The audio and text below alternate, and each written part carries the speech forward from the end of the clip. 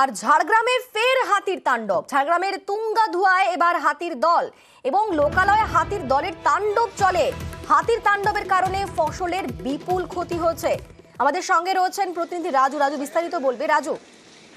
দেখো অনিন্দিতা, প্রথমেই বলবো এই হাতির সমস্যা যেন একটা প্রতিনিয়তার সমস্যা হয়ে দাঁড়িয়েছে। কারণ অধিকাংশ সময় যদি দেখা হয় তাহলে হাতির দল যেভাবে বিভিন্ন জায়গায় ঢুকছে, ফসলের ক্ষতি করছে, বাড়িঘর ভাঙছে এবং মানুষের প্রাণ নাশ হচ্ছে, তাতে প্রতিনিয়ত হাতির তাণ্ডব তো লেগেই রয়েছে এবং তার আতঙ্কে গ্রামের মানুষ আতঙ্কিত হয়ে পড়েছে।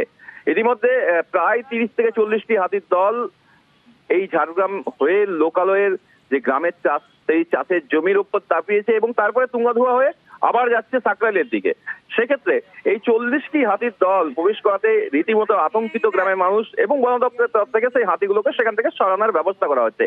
সারা বছর যদি দেখা হয় হাতির সংখ্যা প্রতিনিয়ত বাড়ছে, আর তার এই বছরের যদি সংখ্যা দেখা হয় তাতে হাতির হানায় প্রায় 32 জনের মৃত্যু হয়েছে।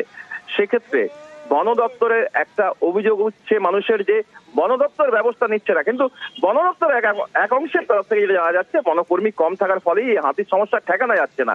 আর এই হাতির সমস্যা নিয়ে বিভিন্ন জায়গায় মানুষের আতঙ্ক এবং মানুষের ক্ষোভ প্রশাসন এবং বন দপ্তরের উপর বেড়েই চলেছে। আজও ঠিক একই রকম ভাবে এই হাতির তাণ্ডব, ফসলের ক্ষতি এবং হাতির দল যেভাবে দাপিয়ে বেড়াচ্ছে এই এলাকায়, আরো আতঙ্ক বেড়েছে গ্রামের মানুষ। ক্ষতি যে কারণে রীতিমতো ক্ষোভে ফুঁসছেন সেখানকার কৃষক থেকে শুরু করে সাধারণ মানুষ।